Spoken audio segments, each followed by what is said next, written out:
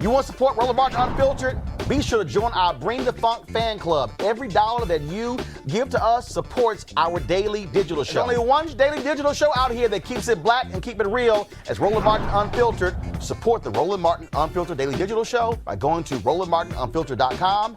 You can make this possible. If you follow my Twitter feed, you'll see that I've been retweeting a lot of tweets from Congressman Mondaire Jones of New York, who has been lighting up West Virginia Senator Joe Manchin over the For the People Act and his opposition to it. He's been laying down the wood. He joins us right now on Roland Martin Unfiltered. Congressman Jones, glad to have you. You have not been silent, and you've been frankly exposing the sheer lunacy of what Manchin is saying. And one of the things you tweeted is, dude, how do you oppose a bill that's 800 pages when you don't even articulate what in hell in the bill you actually oppose? Roland, it's so great to be on this show, and someone's got to do this work, man. I am watching with dismay as our democracy is systematically dismantled, and Democrats actually have the opportunity to do something about it. And here we've got a guy from West Virginia whose vote is required to save our democracy and protect the fundamental right to vote, and we've got to convince a member of our own party to do the right thing. Now, here's what's also strange. I mean, Congressman Julian Castro tweeted this. Kyrsten Sinema, senator from Arizona, and Joe Manchin were previous co-sponsors of the very bill he says he's going to vote against. What the hell is that about? You know, and even Kyrsten Sinema has co-sponsored the For the People Act in this Congress. And so, you know, I guess it's not surprising then that in Joe Manchin's op-ed last Sunday, he did not take issue with any specific provision of the For the People Act. Instead, what he said was it's not bipartisan. Well, here's the thing, and this is obvious to most people, even Republicans, I think, that the right to vote, unfortunately, and specifically the voter suppression that we are seeing enacted in places like Georgia and Florida, is being enacted along partisan lines. So now you want the same people who set the House of Democracy on fire, to use the words of Senator Raphael Warnock, to extinguish that fire? That just does not make sense. And I would love to talk about the difference between the For the People Act and the John Lewis Voting Rights Act. So go ahead and do that. So again, there are two different bills that were passed by the House. The For the People Act, John Lewis Voting Act. Manchin says he'll support the John Lewis Voting Act. Reverend William Barber and others say one without the other is ineffective. So go ahead and explain. That's exactly right. And more specifically, we have not even introduced the John Lewis Voting Rights Act this Congress yet, because we've got to have hearings on it. Because, you know, as I'm sure you know, in 2013, what was at the time a 5-4 conservative majority on the Supreme Court gutted the last preclearance provision, which was a regional preclearance provision, saying, you know what, if you have a municipality or a state that has a history of discriminating against people of color and with respect to the right to vote, then if you do anything else moving forward, if you change your way of voting moving forward, you have to get preclearance. We have to sign off on this as a Department of Justice, or you can go to a federal judge to get that done. And so now he wants to pivot to a national preclearance provision, which is even more likely to be struck down by a more conservative 6-3 majority on the Supreme Court than the one that struck down that portion of the Voting Rights Act in the Shelby decision. And then, of course, even if we were to pass the John Lewis Voting Rights Act, it would not apply retroactively to the stuff that we're seeing happen in Georgia and Florida, whereas the For the People Act would undo so much of what has already happened in Georgia and Florida, because one of the key provisions is it would establish early voting periods. It would establish vote by mail standards. It would supersede all of the state level stuff that's being done to suppress the right to vote of people of color and young people and working people. And it would go further. It would enfranchise an additional 50 million people through automatic voter registration. And it would end partisan gerrymandering, which is the process whereby, among other things, Republican-controlled legislatures put all the black people, as many black people as possible, in one district, instead of spreading them throughout different districts, so that they can just have one Democratic district as opposed to multiple Democratic districts, thereby diluting the black vote.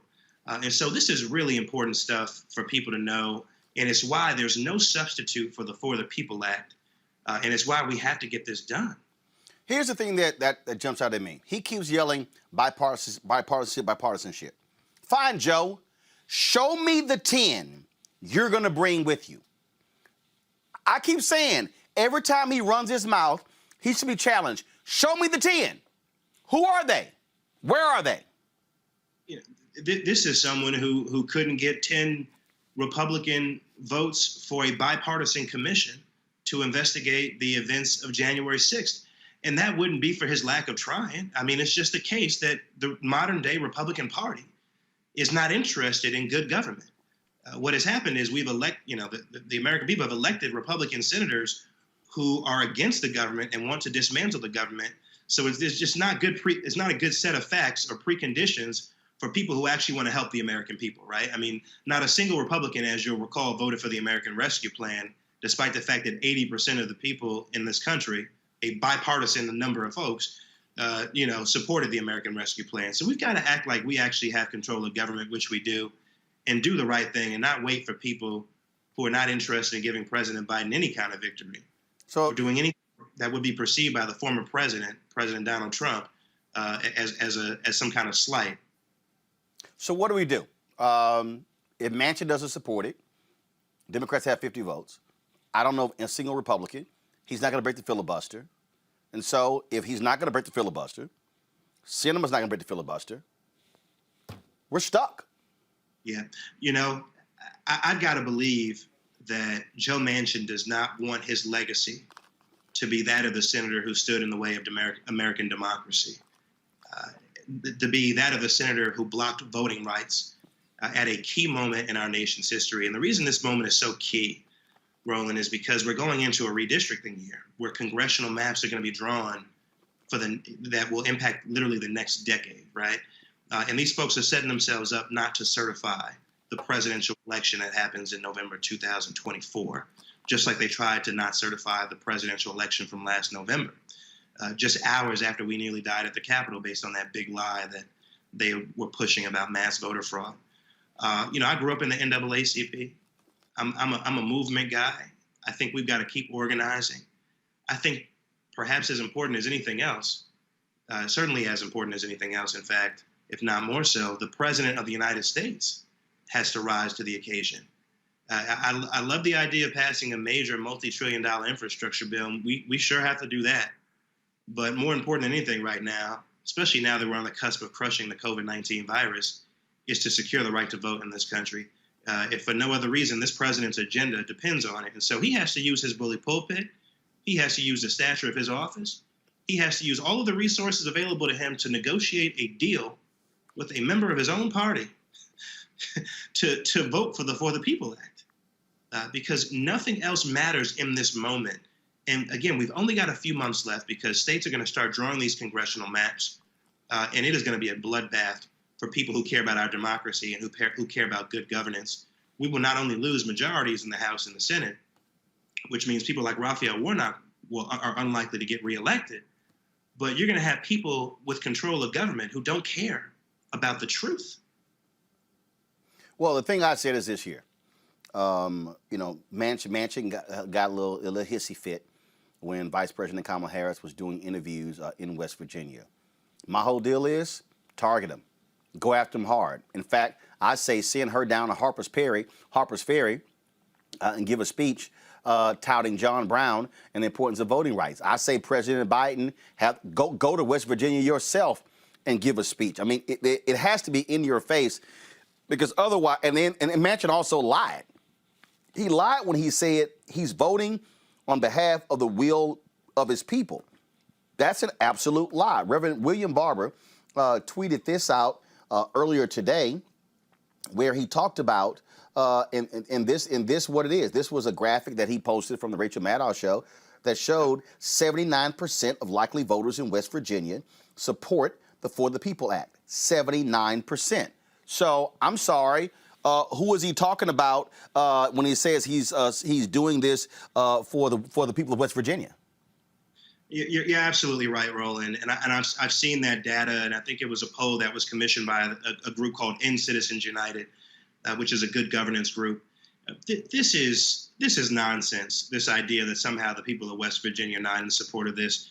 In fact, the bill is so popular that the Koch brothers and their allies were at a conference, and they were secretly recorded, I suppose, and that was published, talking about how the polls show that the bill is so popular, it's really difficult to tank it.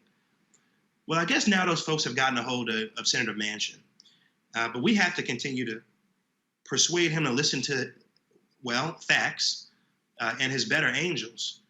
Because I've got to believe that a guy who admires Robert Byrd, he has said that man is his hero, will want to get the full lesson of Robert Byrd, right? Someone who was an avid segregationist and a Klans member who went on to learn the error of his ways and to be an ally to President Biden later in his life, right? I mean, we remember famously him crying on the floor of the Senate, over his, terrible past that he tried to spend the rest of his life making up for.